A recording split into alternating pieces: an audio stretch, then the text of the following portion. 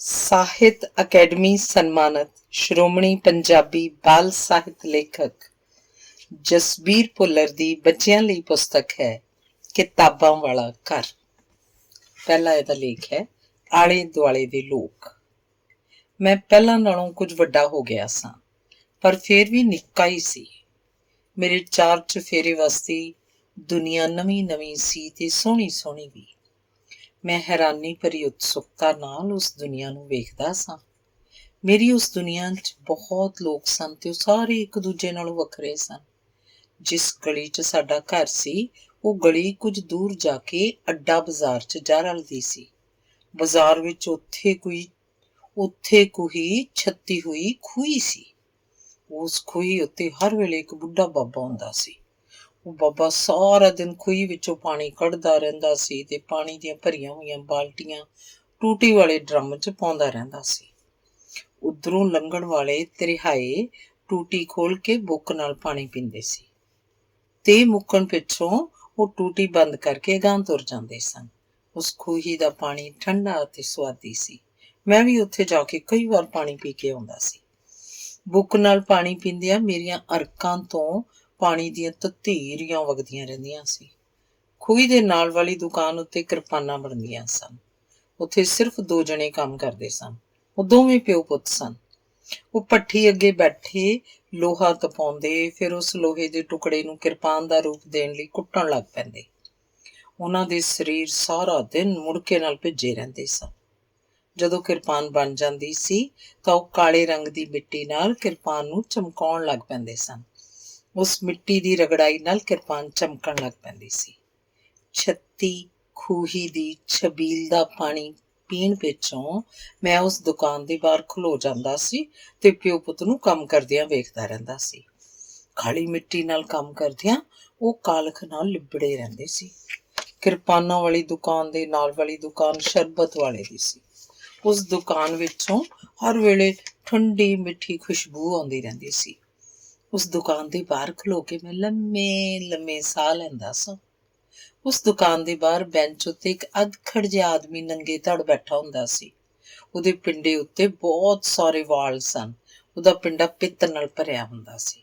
ਇੱਕ ਮੁੰਡਾ ਕੱਪੜੇ 'ਚ ਬਰਫ਼ ਦਾ ਟੁਕੜਾ ਲਪੇਟ ਕੇ ਉਹਦੇ ਪਿੰਡੇ ਉੱਤੇ ਫੇਰਦਾ ਰਹਿੰਦਾ ਸੀ। ਬਰਫ਼ ਦੀ ਠੰਡਕ ਨਾਲ ਉਹਨੂੰ ਆਰਾਮ ਮਹਿਸੂਸ ਹੁੰਦਾ ਸੀ। ਆਨੰਦ ਦੇ ਰੌਂ 'ਚੋਂ ਅੱਖਾਂ ਮੀਟ ਲੈਂਦਾ ਸੀ ਤੇ ਉੱਥੇ ਬੈਠਿਆਂ ਨਾਲ ਗੱਲੀਂ ਜੁੱਟ ਜਾਂਦਾ ਸੀ। ਉਹਦੇ ਹੱਥ ਵਿੱਚ ਇੱਕ ਚਿੱਥੀ ਹੋਈ ਦਾਤਣ ਵੀ ਹੁੰਦੀ ਸੀ। ਜਦੋਂ ਉਹਨੂੰ ਜ਼ਿਆਦਾ ਖੁਰਕ ਮਹਿਸੂਸ ਹੋਵੇ ਤਾਂ ਚਿੱਥੀ ਹੋਈ ਦਾਤਣ ਨਾਲ ਖੁਦ ਹੀ ਪਿੰਡੇ ਉੱਤੇ ਖੁਰਕ ਕਰਨ ਲੱਗ ਪੈਂਦਾ ਸੀ। ਗਲੀ ਦੇ ਮੋੜ ਉੱਤੇ ਇੱਕ ਕੰਘਿਆਂ ਵਾਲਾ ਭਾਈ ਹੁੰਦਾ ਸੀ। ਉਹਦੇ ਕੋਲ ਲੱਕੜ ਦੇ ਕਿੰਨੇ ਸਾਰੇ ਟੁਕੜੇ ਹੁੰਦੇ ਸਨ। ਉਹਨਾਂ ਟੁਕੜਿਆਂ ਤੋਂ ਕੰਘੇ ਤਿਆਰ ਕਰਦਾ ਸੀ। ਨਿੱਕੀ ਜਿਹੀ ਆਰੀ ਨਾਲ ਲੱਕੜ ਦੇ ਟੁਕੜਿਆਂ 'ਚ ਕਿੰਨੇ ਸਾਰੇ ਚੀਰ ਪਾਉਂਦਾ ਸੀ। ਉਹ ਗਾਹਕ ਦੀ ਲੋੜ ਅਨੁਸਾਰ ਘੱਟ ਵੱਧ ਦੰਦੇ ਵੀ ਬਣਾ ਦਿੰਦਾ ਸੀ। ਕੰਘਾ ਬਣਨ ਪਿੱਛੋਂ ਉਹ ਭਾਈ ਰੇਤੀ ਨਾਲ ਕੰਘੇ ਨੂੰ ਰਗੜਦਾ ਸੀ ਤੇ ਸਾਫ਼ ਸੁਥਰਾ ਬਣਾ ਦਿੰਦਾ ਸੀ। ਉਸ ਬਾਜ਼ਾਰ 'ਚ ਹੋਰ ਵੀ ਬਹੁਤ ਸਾਰੀਆਂ ਦੁਕਾਨਾਂ ਸਨ, ਪਰ ਮੈਂ ਬਹੁਤ ਦੂਰ ਤੱਕ ਨਹੀਂ ਸੀ ਜਾਂਦਾ। ਮੈਨੂੰ ਗੁਆਚ ਜਾਣ ਦਾ ਵੀ ਡਰ ਸੀ। ਕੁਛ ਇਹੋ ਜਿਹੀਆਂ ਦੁਕਾਨਾਂ ਵੀ ਸੀ ਜਿਨ੍ਹਾਂ 'ਚ ਮੇਰੀ ਕੋਈ ਦਿਲਚਸਪੀ ਨਹੀਂ ਸੀ। ਦੁਪਹਿਰ ਵੇਲੇ ਛਬੀਲ ਵਾਲੇ ਪਾਸਿਓਂ ਇੱਕ ਕੁਲਫੀ ਵਾਲਾ ਗਲੀ 'ਚ ਆਉਂਦਾ ਸੀ। ਉਹ ਕੁਝ ਦੂਰ ਤੱਕ ਰੇਹੜੀ ਰੇੜਨ ਪਿੱਛੋਂ ਰੁਕ ਜਾਂਦਾ, ਫਿਰ ਹੋਕਾ ਲਾਉਂਦਾ ਸੀ, ਮਲਾਈਦਾਰ ਕੁਲਫੀ, ਠੰਡੀ ਠਾਰ ਕੁਲਫੀ। ਮੈਂ ਲਗਭਗ ਹਰ ਰੋਜ਼ ਹੀ ਉਹਦੇ ਕੋਲੋਂ ਕੁਲਫੀ ਲੈ ਕੇ ਖਾਂਦਾ ਸੀ। ਮੈਨੂੰ ਖਰਚਣ ਲਈ ਹਰ ਰੋਜ਼ ਘਰੋਂ 1 ਪੈਸਾ ਮਿਲਦਾ ਸੀ। ਕੁਲਫੀ ਦਾ ਮੁੱਲ ਵੀ 1 ਪੈਸਾ ਸੀ। ਉਸ ਗਲੀ 'ਚ ਇੱਕ ਵਹਿੰਗੀ ਵਾਲਾ ਵੀ ਫੇਰਾ ਮਾਰਦਾ ਸੀ। ਉਹਦੀ ਵਹਿੰਗੀ ਦੇ ਦੋਵੇਂ ਛਾਬੇ ਖਾਣ ਵਾਲੀਆਂ ਅਣਗਿਣਤ ਚੀਜ਼ਾਂ ਦੇ ਭਰੇ ਹੋਏ ਹੁੰਦੇ ਸਨ। ਉਹਨਾਂ ਵਸਤਾਂ ਵਿੱਚ ਗੱਚਕ, ਮੁਰਮਰਾ, ਫੁੱਲੀਆਂ, ਮਖਾਣੇ, ਡੱਡੀਆਂ ਮੱਛੀਆਂ, ਪਰਮਲ, ਭੁੱਜੇ ਛੋਲੇ, ਰਿਉੜੀਆਂ ਤੇ ਇਹੋ ਜਿਹੀਆਂ ਕਈ ਹੋਰ ਸੁਆਦੀ ਚੀਜ਼ਾਂ ਹੁੰਦੀਆਂ ਸਨ। ਉਹ ਲੰਮੀ ਦਾੜੀ ਵਾਲਾ ਬੁੱਢਾ ਆਦਮੀ ਸੀ। ਹੋਕਾ ਦੇਣ ਵੇਲੇ ਉਹ ਵਹਿੰਗੀ ਥੱਲੇ ਰੱਖ ਲੈਂਦਾ ਸੀ ਤੇ ਵਹਿੰਗੀ ਨੂੰ ਇੱਕ ਵਿਸਾਖੀ ਦਾ ਠੁੰਮਣਾ ਦੇ ਦਿੰਦਾ ਸੀ। ਉਹਦਾ ਹੋਕਾ ਬਹੁਤ ਲੰਮਾ ਹੁੰਦਾ ਸੀ। ਹੋਕਾ ਦਿੰਦਿਆਂ ਉਹ ਸਾਰੀਆਂ ਚੀਜ਼ਾਂ ਇੱਕ ਇੱਕ ਕਰਕੇ ਗਿਣਦਾ ਸੀ। ਜੇ ਕੁਲਫੀ ਵਾਲਾ ਪਹਿਲੋਂ ਨਾ ਆਵੇ ਤਾਂ ਮੈਂ ਵਹਿੰਗੀ ਵਾਲੇ ਤੋਂ ਕੁਝ ਨਾ ਕੁਝ ਖਰੀਦ ਲੈਂਦਾ ਸਾਂ। ਕਦੀ ਕਦਾਈ ਇੱਕ ਜੋਕਾਂ ਵਾਲਾ ਵੀ ਗਲੀ 'ਚ ਹੋਕਾ ਦਿੰਦਾ ਸੀ, ਜੋਕਾਂ ਲਵਾ ਲਓ, ਜੋਕਾਂ। ਵੇ ਭਾਈ ਰੁਕੀ, ਇੱਕ ਦਿਨ ਪਾਲੀ ਦੀ ਮਾਂ ਨੇ ਉਹਨੂੰ ਰੋਕ ਲਿਆ ਸੀ। ਪਾਲੀ ਮੇਰਾ ਹਾਣੀ ਸੀ। ਉਹ ਪਰਿਵਾਰ ਵੀ ਉਸੇ ਮਕਾਨ ਦੇ ਇੱਕ ਹਿੱਸੇ 'ਚ ਰਹਿੰਦਾ ਸੀ ਜਿਸ ਮਕਾਨ 'ਚ ਅਸੀਂ ਰਹਿੰਦੇ ਸੀ। ਪਾਲੀ ਦੇ ਸਰੀਰ ਉੱਤੇ ਫਿੰਸੀਆਂ ਨਿਕਲੀਆਂ ਹੋਈਆਂ ਸੀ, ਜਾਂ ਸ਼ਾਇਦ ਪਿੱਤ ਪੱਕੀ ਹੋਈ ਸੀ। ਪਾਲੀ ਨੂੰ ਬਾਹੋਂ ਫੜ ਕੇ ਉਹਦੀ ਮਾਂ ਨੇ ਜੋਕਾਂ ਵਾਲੇ ਦੇ ਸਾਹਮਣੇ ਕਰ ਦਿੱਤਾ। ਲੱਗਦਾ ਇਹਦਾ ਖੂਨ ਗੰਦਾ ਹੋ ਗਿਆ। ਜੋਕਾਂ ਵਾਲੇ ਨੇ ਪਾਲੀ ਦੇ ਸਰੀਰ ਉੱਤੇ ਨਿਕਲੀਆਂ ਫਿੰਸੀਆਂ ਨੂੰ ਧਿਆਨ ਨਾਲ ਵੇਖਿਆ ਤੇ ਬੋਲਿਆ, ਹਾਂ, ਖੂਨ ਠੀਕ ਨਹੀਂ, ਫੇਰ ਜੋਕ ਲਾ ਦੇਵਾਂ? ਹਾਂ, ਮੁੰਡਾ ਰਾਜੀ ਤਾਂ ਹੋ ਜਾਊਗਾ ਨਾ? ਰਾਜੀ ਤਾਂ ਹੋ ਜੂ। ਜੋਕਾਂ ਵਾਲੇ ਨੇ ਬੰਦ ਡੱਬੀ ਚੋਂ ਇੱਕ ਜੋਕ ਕੱਢੀ ਤੇ ਪਾਲੀ ਦੀ ਪਿੰਜੜੀ ਤੇ ਚਿਪਕਾ ਦਿੱਤੀ। ਸਾਰੇ ਨਿਆਣੇ ਪਾਲੀ ਦੀਆਂ ਫਿੰਸੀਆਂ ਠੀਕ ਹੁੰਦੀਆਂ ਵੇਖਣ ਲਈ ਉਹਦੇ ਦੁਆਲੇ ਇਕੱਠੇ ਹੋ ਗਏ। ਜਿਸ ਤਮਾਸ਼ੇ ਦੀ ਸਾਨੂੰ ਆਸ ਸੀ ਉਹ ਨਹੀਂ ਹੋਇਆ। ਸਾਡਾ ਖਿਆਲ ਸੀ ਕਿ ਪਾਲੀ ਦੀਆਂ ਫਿੰਸੀਆਂ ਨਿੱਕੀਆਂ ਹੁੰਦੀਆਂ ਗੁੰਮ ਹੋ ਜਾਣਗੀਆਂ, ਪਰ ਹੋਇਆ ਇਹ ਕਿ ਨਿੱਕੀ ਜਿਹੀ ਜੋਕ ਲੱਤ ਨਾਲ ਚੰਬੜੀ ਪਾਲੀ ਦਾ ਖੂਨ ਚੂਸਦੀ ਰਹੀ। ਜਦੋਂ ਖੂਨ ਪੀ ਮੋਟੀ ਹੋ ਗਈ ਤਾਂ ਲੱਤ ਨਾਲੋਂ ਲੱਥ ਕੇ ਥੱਲੇ ਡਿੱਗ ਪਈ। ਜੋਕਾਂ ਵਾਲੇ ਭਾਈ ਨੇ ਪੁੰਜੀਆਂ ਜੋਕ ਚੁੱਕੀ ਤੇ ਉਹ ਡੱਬੀ 'ਚ ਬੰਦ ਕਰ ਦਿੱਤੀ। ਉਹ ਸਮਾਨ ਸਾਂਭਦਾ ਹੋਇਆ ਬੋਲਿਆ, ਬੀਬੀ, ਤੇਰੇ ਮੁੰਡੇ ਦਾ ਖੂਨ ਤਾਂ ਬਾਹਲਾ ਹੀ ਗੰਦਾ ਹੈ। ਮੈਂ ਅਗਲੇ ਹਫ਼ਤੇ ਫਿਰ ਗੇੜਾ ਲਾਊਂ। ਇਹਦੇ 2-3 ਵਾਰੀ ਜੋਕਾਂ ਲਾਉਣੀਆਂ ਪੈਣਗੀਆਂ। ਠੀਕ ਹੈ। ਜੋਕਾਂ ਵਾਲੇ ਨੇ ਇਲਾਜ ਦੇ ਪੈਸੇ ਲਏ ਤੇ ਚਲਾ ਗਿਆ। ਉਦੋਂ ਬਸ ਇੰਨੀ ਕੁ ਮੇਰੀ ਦੁਨੀਆ ਸੀ ਤੇ ਹੌਲੀ ਹੌਲੀ ਮੇਰੇ ਆਲੇ ਦੁਆਲੇ ਦੇ ਲੋਕ ਗੁਆਚ ਗਏ। ਦੁਕਾਨਾਂ ਬੰਦ ਰਹਿਣ ਲੱਗ ਪਈਆਂ। ਛਬੀਲ ਉੱਤੇ ਪਾਣੀ ਮੁੱਕਿਆ ਰਹਿੰਦਾ। ਟੂਟੀ ਵਾਲੇ ਡਰਮ ਵਿੱਚ ਪਾਣੀ ਭਰਨ ਵਾਲਾ ਬਾਬਾ ਕਿਧਰੇ ਚਲਾ ਗਿਆ। ਕੁਲਫੀ ਵਾਲੇ ਨੇ ਵੀ ਗਲੀ 'ਚ ਆਉਣਾ ਬੰਦ ਕਰ ਦਿੱਤਾ। ਵਹਿੰਗੀ ਵਾਲਾ ਬਾਬਾ ਵੀ ਕਿਧਰੇ ਗੁੰਮ ਹੋ ਗਿਆ। ਜੋਕਾਂ ਵਾਲਾ ਭਾਈ ਇੱਕ ਵਾਰ ਕਹਿ ਕੇ ਮੁੜ ਨਹੀਂ ਆਇਆ। ਗਲੀ ਸੁੰਨੀ ਰਹਿਣ ਲੱਗ ਪਈ। ਇੱਕ ਦਿਨ ਘਰ 'ਚ ਕਿਸੇ ਵੱਡੇ ਨੇ ਗੱਲ ਕੀਤੀ, ਇੱਕ ਹੋਰ ਦੇਸ਼ ਬਣਨ ਲੱਗਾ ਏ। ਇੱਕ ਹੋਰ ਦੇਸ਼ ਕਿਉਂ ਬਣਨ ਲੱਗਾ? ਮੈਨੂੰ ਇਹਦਾ ਕਾਰਨ ਨਹੀਂ ਸੀ ਪਤਾ, ਪਰ ਮੈਨੂੰ ਇੰਨਾ ਕੁ ਪਤਾ ਲੱਗ ਗਿਆ ਸੀ ਕਿ ਜਦੋਂ ਕੋਈ ਨਵਾਂ ਦੇਸ਼ ਬਣਨਾ ਹੋਵੇ ਤਾਂ ਕੁਲਫੀ ਤੇ ਖੱਟੀਆਂ ਮਿੱਠੀਆਂ ਗੋਲੀਆਂ ਮਿਲਣੀਆਂ ਬੰਦ ਹੋ ਜਾਂਦੀਆਂ ਨੇ, ਤੇ ਇਹ ਕੋਈ ਚੰਗੀ ਗੱਲ ਨਹੀਂ ਸੀ। ਅਗਲਾ ਲੇਖ ਹੈ, ਜਦੋਂ ਲੁਟੇਰਾ ਆਇਆ। 1947 ਦਾ ਵਰ੍ਹਾ। ਮੁਲਕ ਦੀ ਵੰਡ ਦਾ ਰੌਲਾ ਦਿਨ ਬ ਦਿਨ ਭਖ ਰਿਹਾ ਸੀ। ਲੁੱਟ ਖਸੁੱਟ ਤੇ ਫਸਾਦਾਂ ਦੀਆਂ ਖਬਰਾਂ ਵੀ ਸੁਣਾਈ ਦੇਣ ਲੱਗ ਪਈਆਂ ਸਨ। ਨਿੱਕੇ ਬਾਲ ਖੇਡਣ ਲਈ ਘਰਾਂ ਤੋਂ ਬਾਹਰ ਨਹੀਂ ਸਨ ਜਾਂਦੇ। ਮਕਾਨਾਂ ਦੇ ਬਾਹਰਲੇ ਬੂਹੇ ਦਿਨ ਵੇਲੇ ਵੀ ਅੰਦਰੋਂ ਬੰਦ ਹੀ ਰਹਿੰਦੇ ਸੀ। ਸ਼ਹਿਰ ਦੀਆਂ ਗਲੀਆਂ ਤੇ ਬਾਜ਼ਾਰ ਸੁੰਨਸਾਨ ਹੋ ਗਏ ਸਨ। ਇੱਕ ਦਿਨ ਪਿਤਾ ਜੀ ਬਾਹਰੋਂ ਆਏ ਤਾਂ ਉਹਨਾਂ ਆਖਿਆ, ਇੰਨੀ ਕੁ ਇਹਤਿਆਤ ਕਾਫੀ ਨਹੀਂ ਕਿ ਅੰਦਰੋਂ ਕੁੰਡਾ ਲਾ ਕੇ ਚੁੱਪਚਾਪ ਬੈਠੇ ਰਹੀਏ। ਸਾਨੂੰ ਕੁਝ ਹੋਰ ਵੀ ਕਰਨਾ ਚਾਹੀਦਾ। ਉਸ ਵੇਲੇ ਉਸ ਮਕਾਨ 'ਚ ਰਹਿਣ ਵਾਲੇ ਤਿੰਨੇ ਟੱਬਰ ਵਿਹੜੇ 'ਚ ਮੰਜੇ ਢਾ ਕੇ ਬੈਠੇ ਹੋਏ ਸਨ। ਉਹਨੇ ਤੋਂ ਵਾਪਰ ਰਹੀਆਂ ਅਣਸੁਖਾਵੀਆਂ ਘਟਨਾਵਾਂ ਉੱਤੇ ਵਿਚਾਰ ਕਰ ਰਹੇ ਸਨ। ਕੁਝ ਹੋਰ ਕਾਹਦੇ ਲਈ? ਉਹਨਾਂ ਵਿੱਚੋਂ ਇੱਕ ਨੇ ਪੁੱਛਿਆ। ਪਿਤਾ ਜੀ ਨੇ ਦੱਸਿਆ, ਲੁਟੇਰੇ ਨਿੱਕੇ ਵੱਡੇ ਟੋਲਿਆਂ 'ਚ ਘੁੰਮ ਰਹੇ ਨੇ। ਉਹ ਕਿਸੇ ਵੇਲੇ ਵੀ ਆਉਣਗੇ, ਬੂਹੇ ਤੋੜ ਦੇਣਗੇ, ਘਰ ਅੰਦਰ ਵੜ ਆਉਣਗੇ, ਸਾਰਾ ਘਰ ਲੁੱਟ ਲੈਣਗੇ। ਉਹ ਸਾਡਾ ਜਾਨੀ ਨੁਕਸਾਨ ਵੀ ਕਰਨਗੇ। ਕੀ ਅਸੀਂ ਇਹ ਤਮਾਸ਼ਾ ਵੇਖਣ ਲਈ ਚੁੱਪ ਬੈਠੇ ਰਹਾਂਗੇ? ਆਪਾਂ ਕੀ ਕਰੀਏ ਫਿਰ? ਉੱਥੇ ਬੈਠੇ ਸਾਰੇ ਫਿਕਰਮੰਦ ਹੋ ਗਏ। ਉਹ ਗੁੰਡਿਆਂ ਤੇ ਲੁਟੇਰਿਆਂ ਤੋਂ ਬਚਣ ਦੇ ਤਰੀਕਿਆਂ ਉੱਤੇ ਵਿਚਾਰਾਂ ਕਰਨ ਲੱਗ ਪਏ। ਲੰਮੀ ਬਹਿਸ ਤੋਂ ਪਿੱਛੋਂ ਫੈਸਲਾ ਇਹ ਹੋਇਆ ਕਿ ਮਕਾਨ ਦੀ ਛੱਤ ਉੱਤੇ ਇੱਟਾਂ, ਰੋੜੇ, ਪੀਸੀਆਂ ਹੋਈਆਂ ਲਾਲ ਮਿਰਚਾਂ ਜਮ੍ਹਾਂ ਕਰ ਲਈਆਂ ਜਾਣ। ਜਦੋਂ ਵੀ ਲੁਟੇਰਿਆਂ ਦਾ ਹਜੂਮ ਉਹਨਾਂ ਦੀ ਗਲੀ 'ਚ ਲੁੱਟਣ ਲਈ ਆਵੇ, ਉਹਨਾਂ ਉੱਤੇ ਇੱਟਾਂ ਰੋੜਿਆਂ ਦਾ ਮੀਂਹ ਵਰਸਾ ਦਿੱਤਾ ਜਾਏ। ਜਦੋਂ ਲੁਟੇਰੇ ਉੱਪਰ ਵੱਲ ਵੇਖਣ ਤਾਂ ਉੱਪਰੋਂ ਲਾਲ ਮਿਰਚਾਂ ਦਾ ਚੂਰਾ ਸੁੱਟਿਆ ਜਾਵੇ। ਕੁਝ ਬਦਮਾਸ਼ ਇੱਟਾਂ ਰੋੜਿਆਂ ਦੀ ਮਾਰ ਨਾਲ ਫੱਟੜ ਹੋ ਜਾਣਗੇ ਤੇ ਕੁਝ ਮਿਰਚਾਂ ਅੱਖਾਂ 'ਚ ਪੈਣ ਨਾਲ ਅੰਨੇ ਹੋ ਜਾਣਗੇ। ਇਸ ਤਰੀਕੇ ਉੱਤੇ ਫੌਰਨ ਅਮਲ ਕੀਤਾ ਗਿਆ। ਛੱਤ ਉੱਤੇ ਇੱਟਾਂ ਰੋੜੇ ਵੀ ਜਮ੍ਹਾਂ ਹੋ ਗਏ ਤੇ ਪੀਸੀਆਂ ਹੋਈਆਂ ਲਾਲ ਮਿਰਚਾਂ ਵੀ। ਸਾਰੇ ਨਿੱਕੇ ਵੱਡਿਆਂ ਨੂੰ ਆਪੋ ਆਪਣੀ ਜ਼ਿੰਮੇਵਾਰੀ ਵੀ ਸਮਝਾ ਦਿੱਤੀ ਗਈ। ਅਸੀਂ ਮਨ ਹੀ ਮਨ ਲੁਟੇਰਿਆਂ ਦੀ ਉਡੀਕ ਕਰਨ ਲੱਗ ਪਏ। ਜਦੋਂ ਖਤਰੇ ਨਾਲ ਜੂਝਣ ਦਾ ਵੇਲਾ ਆਇਆ, ਦੋਹਾਂ ਘਰਾਂ ਦੇ ਵੱਡੇ ਤੀਜੇ ਘਰ 'ਚ ਬੈਠੇ ਰੇਡੀਓ ਉੱਤੇ ਖਬਰਾਂ ਸੁਣ ਰਹੇ ਸਨ। ਰੇਡੀਓ ਦੀ ਆਵਾਜ਼ ਕਦੀ ਗੁਆਚ ਜਾਂਦੀ ਸੀ, ਕਦੀ ਉੱਭਰ ਆਉਂਦੀ ਸੀ। ਅਸਲੀ ਖਬਰ ਦਾ ਅੰਦਾਜ਼ਾ ਲਾਉਂਦਿਆਂ ਉੱਚੀ ਉੱਚੀ ਬੋਲਣ ਲੱਗ ਪੈਂਦੇ ਸਨ। ਤਿੰਨਾਂ ਘਰਾਂ ਦੇ ਬਾਲ ਹੇਠਾਂ ਇੱਕ ਕਮਰੇ 'ਚ ਬੈਠੇ ਹੋਏ ਸਨ। ਅਸੀਂ ਸਾਰੇ ਹੱਸ ਰਹੇ ਸਾਂ, ਗੱਪਾਂ ਮਾਰ ਰਹੇ ਸਾਂ। ਅਚਾਨਕ ਸਾਡਾ ਧਿਆਨ ਕਮਰੇ ਦੇ ਬੂਹੇ ਵੱਲ ਗਿਆ ਤਾਂ ਸਾਡੇ ਸਾਹ ਸੁੱਤੇ ਗਏ। ਬਰੂਹਾਂ ਵਿੱਚ ਇੱਕ ਅਣਜਾਣ ਆਦਮੀ ਖਲੋਤਾ ਹੋਇਆ ਸੀ। ਉਹਦੇ ਹੱਥ 'ਚ ਇੱਕ ਦਾਤਰ ਸੀ। ਬਾਹਰਲਾ ਬੂਹਾ ਤਾਂ ਬੰਦ ਸੀ। ਉਹ ਲੁਟੇਰਾ ਅੰਦਰ ਕਿਸ ਤਰ੍ਹਾਂ ਪਹੁੰਚ ਗਿਆ? ਉਹ ਇਕੱਲਾ ਸੀ। ਉਹਦੇ ਸਾਥੀ ਸ਼ਾਇਦ ਬਾਹਰ ਗਲੀ 'ਚ ਸਨ। ਲੁਟੇਰਿਆਂ ਨਾਲ ਨਜਿੱਠਣ ਦਾ ਤਰੀਕਾ ਉਤਰਾਇਆ ਹੀ ਰਹਿ ਗਿਆ ਸੀ। ਇਹ ਤੋਂ ਪਹਿਲਾਂ ਕਿ ਉਹ ਲੁਟੇਰਾ ਕੋਈ ਕਾਰਵਾਈ ਕਰਦਾ, ਸਾਰੇ ਬਾਲਾਂ ਨੇ ਸਾਂਝੀ ਚੀਕ ਮਾਰੀ। ਸ਼ਾਇਦ ਬਾਲਾਂ ਨੇ ਰੇਡੀਓ ਦੀ ਆਵਾਜ਼ ਉੱਚੀ ਕਰਨ ਲਈ ਹਾਕ ਮਾਰੀ ਸੀ। ਉੱਪਰਲੀ ਮੰਜ਼ਿਲ ਉੱਤੇ ਰੇਡੀਓ ਸੁਣ ਰਹੇ ਵੱਡਿਆਂ ਨੇ ਸੋਚਿਆ ਤੇ ਰੇਡੀਓ ਦੀ ਆਵਾਜ਼ ਉੱਚੀ ਕਰ ਦਿੱਤੀ। ਲੁਟੇਰਾ ਇੱਕ ਛਿਣ ਲਈ ਭਮੱਤਰਿਆ ਤੇ ਫਿਰ ਹੱਥ ਵਾਲਾ ਦਾਤਰ ਖੱਬੇ ਤੋਂ ਬਦਲ ਕੇ ਸੱਜੇ ਹੱਥ 'ਚ ਫੜ ਲਿਆ। ਨਿਆਣਿਆਂ ਨੇ ਰਲ ਕੇ ਹੋਰ ਚੀਕ ਮਾਰੀ। ਇਸ ਵਾਰ ਰੇਡੀਓ ਸੁਣਨ ਵਾਲਿਆਂ ਨੂੰ ਖਤਰੇ ਦਾ ਅਨੁਭਵ ਹੋਇਆ। ਉਹ ਦਗੜ ਕਰਦੇ ਅੱਗੜ ਪਿੱਛੜ ਪੌੜੀਆਂ ਵੱਲ ਦੌੜੇ। ਲੁਟੇਰੇ ਦੇ ਹੱਥੋਂ ਦਾਤਰ ਛੁੱਟ ਕੇ ਉਹਦੇ ਪੈਰਾਂ ਉੱਤੇ ਵੱਜਾ। ਉਹਨੇ ਵੀ ਜਵਾਬੀ ਚੀਕ ਮਾਰੀ ਤਾਂ ਉੱਥੋਂ ਸੰਤੋੜ ਨੱਸਿਆ। ਵੱਡੇ ਹੇਠਾਂ ਵਿਹੜੇ 'ਚ ਪਹੁੰਚੇ ਤਾਂ ਉਹਨਾਂ ਸੁੱਖ ਦਾ ਸਾਹ ਲਿਆ। ਸਾਰੇ ਬਾਲ ਠੀਕ ਠਾਕ ਸਨ। ਬਾਹਰਲਾ ਬੂਹਾ ਪੱਟ ਖੁੱਲਾ ਆਇਆ ਸੀ। ਲੁਟੇਰਾ ਜਾ ਚੁੱਕਿਆ ਸੀ। ਪਿਤਾ ਜੀ ਨੇ ਅਗਾਂਹ ਹੋ ਕੇ ਬੂਹਾ ਬੰਦ ਕੀਤਾ, ਕੁੰਡਾ ਲਾਇਆ ਤੇ ਕੁੰਡੇ 'ਚ ਚਿਮਟਾ ਫਸਾ ਦਿੱਤਾ। ਹੁਣ ਲੁਟੇਰਾ ਆਵੇ ਵੀ ਤਾਂ ਬਾਹਰੋਂ ਵਿਰਲ ਵਿੱਚੋਂ ਹੱਥ ਪਾ ਕੇ ਬੂਹਾ ਨਹੀਂ ਸੀ ਖੋਲ ਸਕਦਾ। ਅਗਲਾ ਲੇਖ ਹੈ ਮੁਰਝਾਏ ਹੋਏ ਪੌਦੇ ਵਾਲਾ ਗਮਲਾ। ਜਿਸ ਸੁਨਸਾਨ ਘਰ 'ਚ ਪਿਤਾ ਜੀ ਮੈਨੂੰ ਲੈ ਕੇ ਗਏ, ਮੁਰਝਾਏ ਹੋਏ ਪੌਦੇ ਵਾਲਾ ਗਮਲਾ ਉੱਥੇ ਵਿਹੜੇ 'ਚ ਪਿਆ ਹੋਇਆ ਸੀ। ਉਸ ਪੌਦੇ ਨਾਲ ਇੱਕ ਡੋਡੀ ਸੀ। ਉਸ ਡੋਡੀ ਨੇ ਸਿਰ ਸੁੱਟਿਆ ਹੋਇਆ ਸੀ। ਜੇ ਉਸ ਪੌਦੇ ਨੂੰ ਪਾਣੀ ਨਾ ਮਿਲਿਆ ਤਾਂ ਡੋਡੀ ਨੇ ਵੀ ਫੁੱਲ ਬਣੇ ਤੋਂ ਬਿਨਾਂ ਹੀ ਸੜ ਸੁੱਕ ਜਾਣਾ ਸੀ। ਉੱਥੇ ਹੋਰ ਵੀ ਬਹੁਤ ਸਾਰੇ ਗਮਲੇ ਸਨ। ਉਹਨਾਂ ਗਮਲਿਆਂ ਦੇ ਪੌਦੇ ਸੁੱਕੇ ਹੋਏ ਸਨ। ਉਹਨਾਂ ਪੌਦਿਆਂ ਨੂੰ ਵੀ ਕਿਸੇ ਨੇ ਪਾਣੀ ਨਹੀਂ ਸੀ ਦਿੱਤਾ। ਸ਼ਹਿਰ ਵਿੱਚ ਕਈ ਦਿਨ ਕਰਫਿਊ ਲੱਗਾ ਰਹਿੰਦਾ ਸੀ। ਲੋਕ ਆਪੋ ਆਪਣੇ ਘਰਾਂ 'ਚ ਬੰਦ ਹੋ ਗਏ ਸਨ। ਜਦੋਂ ਕਰਫਿਊ ਖੁੱਲਿਆ ਤਾਂ ਪਿਤਾ ਜੀ ਆਪਣੇ ਇੱਕ ਦੋਸਤ ਫਕੀਰ ਹੁਸੈਨ ਦੀ ਸੁੱਖ ਸਾਂਦ ਦਾ ਪਤਾ ਲੈਣ ਲਈ ਗਏ। ਮੈਂ ਘਰ 'ਚ ਬੰਦ ਰਹਿ ਕੇ ਅੱਕਿਆ ਹੋਇਆ ਸਾਂ। ਮੈਂ ਵੀ ਉਹਨਾਂ ਨਾਲ ਚਲਾ ਗਿਆ। ਫਕੀਰ ਹੁਸੈਨ ਦੇ ਉਸ ਮਕਾਨ ਦਾ ਵੱਡਾ ਦਰਵਾਜ਼ਾ ਸੜਿਆ ਹੋਇਆ ਸੀ। ਅੰਦਰਲੇ ਕੁਝ ਬੂਹੇ ਟੁੱਟੇ ਹੋਏ ਸਨ ਤੇ ਕੁਝ ਖੁੱਲੇ ਹੋਏ ਸਨ। ਕੋਈ ਵੀ ਭਾਵੇਂ ਉੱਥੋਂ ਮਰਜ਼ੀ ਦਾ ਸਮਾਨ ਚੁੱਕ ਕੇ ਲੈ ਜਾਏ।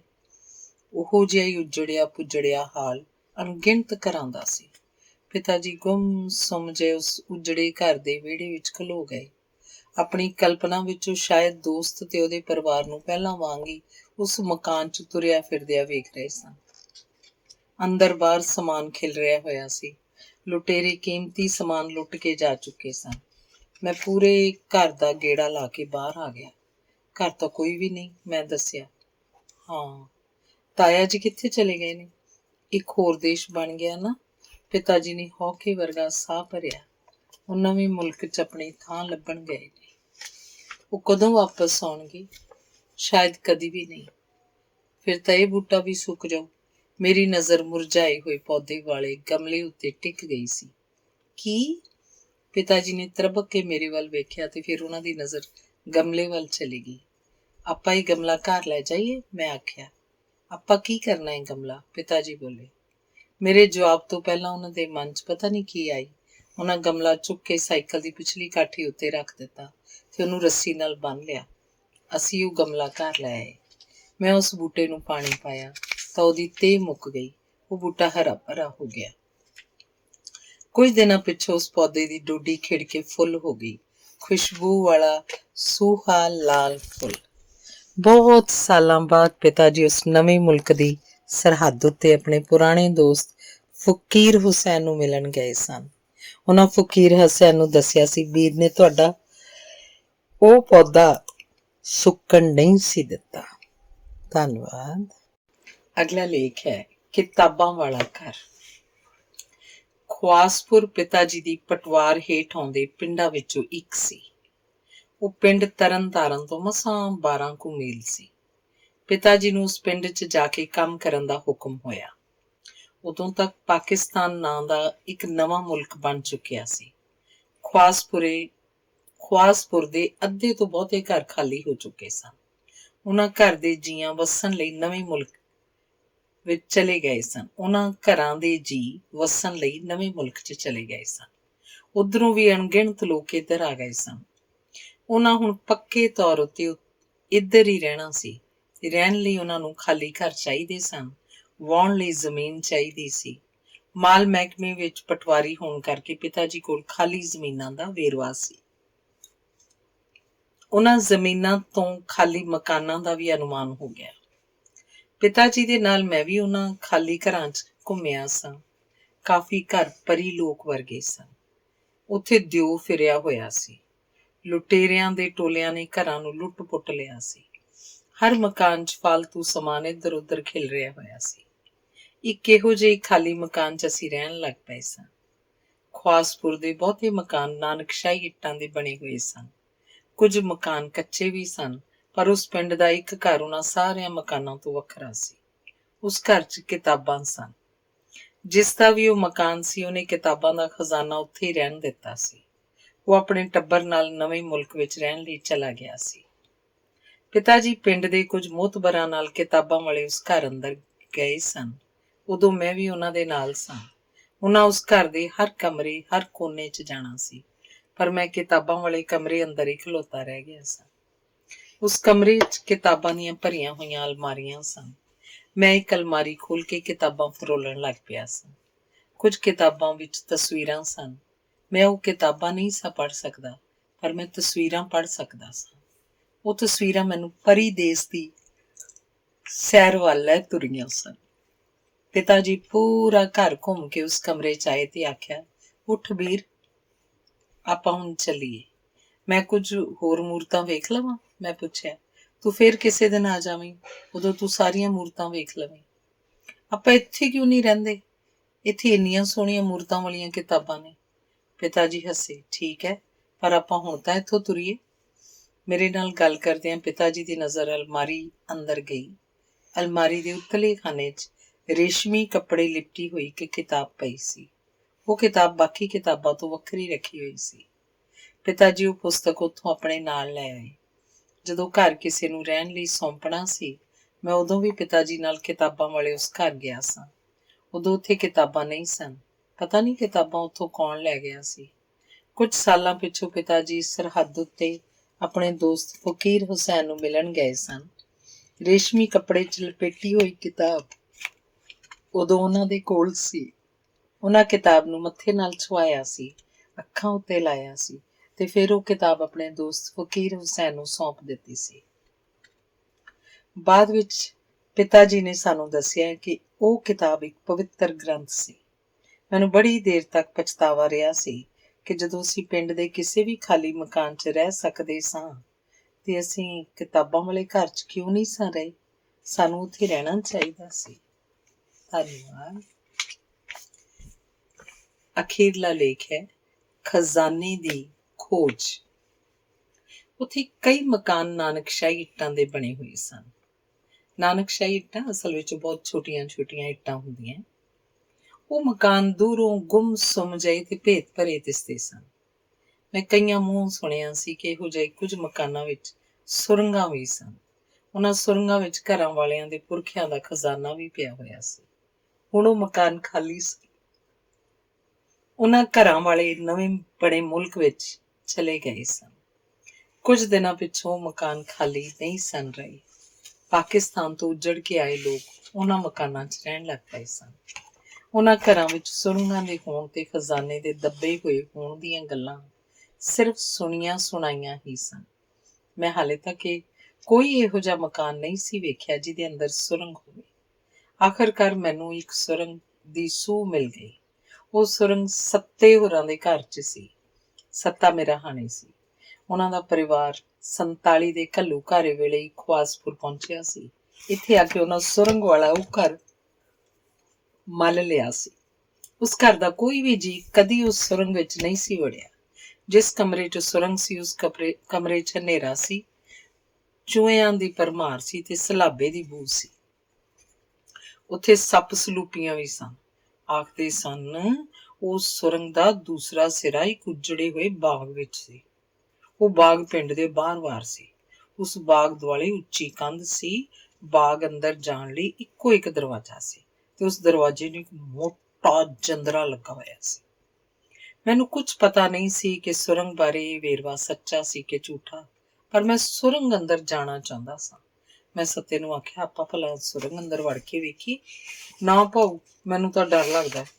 ਤੈਨੂੰ ਪਤਾ ਇਸ ਸੁਰੰਗ 'ਚ ਆਪਾਂ ਨੂੰ ਖਜ਼ਾਨਾ ਵੀ ਲੱਭ ਪਊ। ਖਜ਼ਾਨਾ? ਹਾਂ, ਤੈਨੂੰ ਕਿਵੇਂ ਪਤਾ? ਮੈਨੂੰ ਪਤਾ ਹੈ, ਪੁਰਾਣੇ ਜ਼ਮਾਨੇ 'ਚ ਖਜ਼ਾਨਾ ਸਾਂਭਣ ਦਾ ਇਹੋ ਤਰੀਕਾ ਸੀ। ਮੈਂ ਇਸ ਬਾਰੇ ਇੱਕ ਬਾਤ ਵੀ ਸੁਣੀ ਹੋਈ ਸੀ।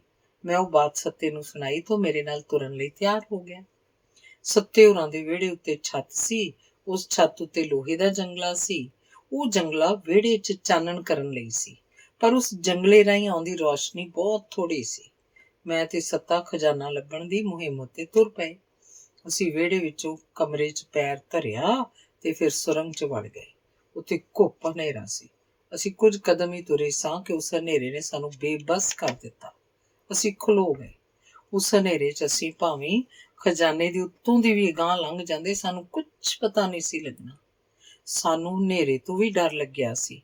ਅਸੀਂ ਸੁਰੰਗ ਤੋਂ ਬਾਹਰ ਆ ਗਏ, ਪਰ ਉਸ ਸੁਰੰਗ 'ਚ ਲੁਕਿਆ ਹੋਇਆ ਭੇਤ ਸਾਨੂੰ ਬੇਆਰਾਮ ਕਰਦਾ ਰਿਹਾ। ਇੱਕ ਦਿਨ ਸੱਤੇ ਨੇ ਵਿਹੜੇ 'ਚ ਕਿੱਲੀ ਨਾਲ ਟੰਗੀ ਹੋਈ ਇੱਕ ਲਾਲਟੈਨ ਵੇਖੀ। ਉਸ ਲਾਲਟਨ ਨੇ ਜਿਵੇਂ ਸਾਡੇ ਅੰਦਰ ਵੀ ਚਾਨਣ ਕਰ ਦਿੱਤਾ। ਅਸੀਂ ਮੁਹਿੰਮ ਉੱਤੇ ਜਾਣ ਲਈ ਮੁੜ ਤਿਆਰ ਹੋ ਗਏ। ਇੱਕ ਦਿਨ ਅਵਸਰ ਵੇਖ ਕੇ ਅਸੀਂ ਲਾਲਟੈਨ ਬਾਲ ਲਈ ਤੇ ਲਾਲਟਨ ਲੈ ਕੇ ਸੁਰੰਗ 'ਚ ਵੜ ਗਏ। ਲਾਲਟਨ ਦੇ ਚਾਨਣ 'ਚ ਅਸੀਂ ਸੁਰੰਗ ਨੂੰ ਹੈਰਾਨੀ ਭਰੀਆਂ ਨਜ਼ਰਾਂ ਨਾਲ ਵੇਖਿਆ। ਸੁਰੰਗ 'ਚ ਇੱਧਰ ਉੱਧਰ ਇੱਟਾਂ ਖਿਲ ਰਹੀਆਂ ਹੋਈਆਂ ਸਨ। ਕੁਝ ਕਦਮ ਅੱਗੇ ਮਲਬੇ ਦਾ ਢੇਰ ਪਿਆ ਹੋਇਆ ਸੀ। ਉਸ ਤੋਂ ਅੱਗੇ ਰਾਹ ਬੰਦ ਹੋ ਗਿਆ ਪ੍ਰਤੀਤ ਹੁੰਦਾ ਸੀ। ਇੱਕ ਸੱਪ ਸਰਕਦਾ ਹੋਇਆ ਲਾਲਟੈਨ ਦੇ ਚਾਨਣ ਤੋਂ ਪਰਾਂ ਜਾ ਕੇ ਮਲਬੇ ਦੇ ਢੇਰ 'ਚ ਲੁਕ ਗਿਆ। ਅਸੀਂ ਸੱਪ ਦੇ ਆਰਾਮ 'ਚ ਵਿਘਨ ਪਾਇਆ ਸੀ।